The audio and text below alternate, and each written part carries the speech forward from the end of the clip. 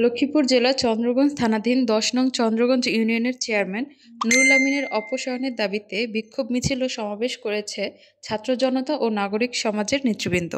১৫ জানুয়ারি বুধবার বিকেল চন্দ্রগঞ্জ মধ্যবাজার থেকে এ বিক্ষোভ মিছিল বের করে যাত্রী ছাউনির পাশে এসে সমাবেশ করেন।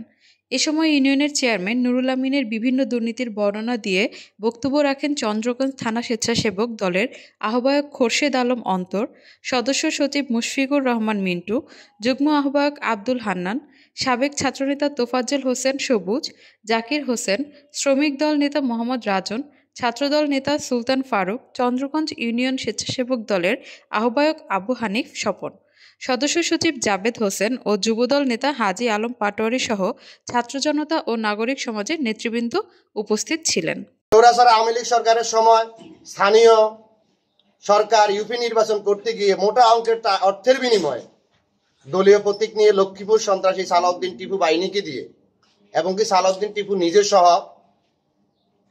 তার প্রতিদ্বন্দ্বী আমাদের ধানের শীষের প্রতীক চন্দ্রগঞ্জ ইউনিয়ন বিএনপির সদস্য সচিব, লক্ষ্মীপুর জেলা মুক্তিযোদ্ধা দলের সভাপতি, বীর মুক্তিযোদ্ধা জননেতা জনাব তোফাজ্জল আহমেদের উপর হামলা,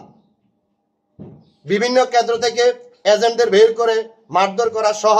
বিভিন্ন অপকর্মের মাধ্যমে বিনা ভোটে চেয়ারম্যানের পদ দখল করা, লক্ষ্মীপুর উপজেলা থেকে সরকারি প্রকল্পগুলো এনে নুরুল আমিন চেয়ারম্যান 40% অথবা 50% টাকা দিয়ে কিনে আনেন বলে মেম্বারদের কাছে বিক্রি করেন। এমনকি এই কাজগুলা সে তাহার আত্মীয় স্বজন দিয়ে পরিচালনা করেছেন। 7 ও 8 নং ওয়ার্ডের সংরক্ষিত মহিলা সদস্য সুমি আক্তার ও স্বামী ওমর ফারুককে মারধর করে ইউনিয়ন পরিষদ থেকে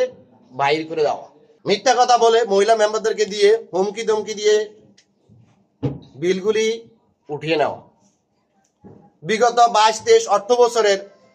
পরিষদের হোল্ডিং থেকে আয়ের হিসাব সদস্যদেরকে না দেওয়া, যত দ্রুত পারে ও যেন ইউনিয়ন পরিষদের কার্যালয় থেকে পদত্যাগপত্র জমা দেয়, সেই জন্য পদত্যাগ করে। কারণ সেই এই 10 নং চন্দ্রগঞ্জ ইউনিয়নের মতন একটা পরিষদে বসার ওর কোনো যোগ্যতা নাই। অবিলম্বে জুলাই-আগস্টের গণহত্যার অভিযোগে অভিযুক্ত নুরুল আমিন চেয়ারম্যানের পদত্যাগের দাবি করছে ছাত্র জনতা ও নাগরিক সমাজের নেতৃবৃন্দ। সময়ের খবর, লক্ষ্মীপুর।